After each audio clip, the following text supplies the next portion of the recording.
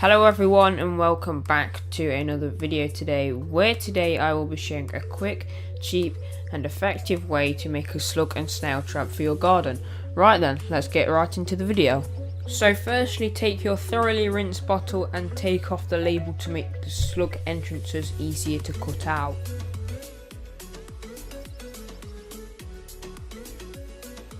Right then, so after you've taken the label off, grab any sort of marker to mark out where you're going to cut the rectangles. Make sure the bottom of the rectangle is about 2 to 3 inches above the bottom of the bottle. The rectangles are where the slugs will go through. Remember to leave gaps between the rectangles to hold the bottle up.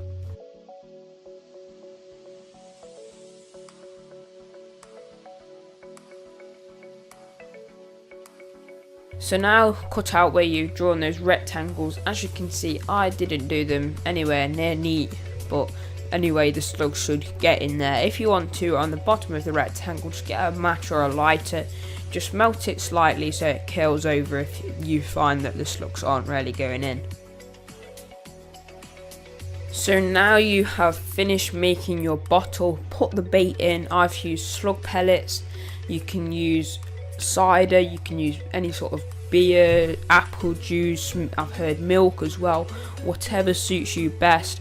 I've used slug pellets now because they're cheap, but in this bottle they won't affect any other sort of wildlife as easily, as they won't just be lying on the ground. And also if some aren't organic or you after organic growing, they won't harm your soil. Also screw the lid on. That will stop rain getting in, which is the whole point of this bottle.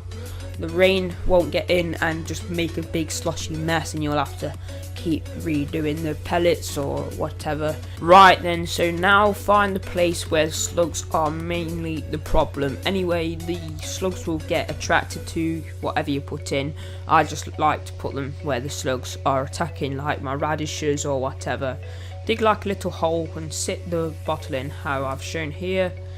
Obviously the lid's on and everything, and it's all level in the ground. Make sure it's firmed in well because you don't want the wind to knock it out or anything.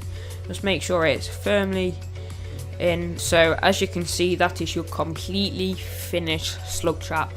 I've already caught like 30 slugs at the moment. They're all like baby ones at the moment. They're all trying to attack my radishes, but I've found my radishes are recovering nicely now as they aren't getting damaged by these slugs. Right then, thank you for watching. Remember to turn on notifications when you subscribe, like the video, comment what you think of this and how well it has worked for you. Any other ideas or methods, feel free to leave them down in the comment section below, and I guess I'll see you guys all in the next video. Bye bye everybody.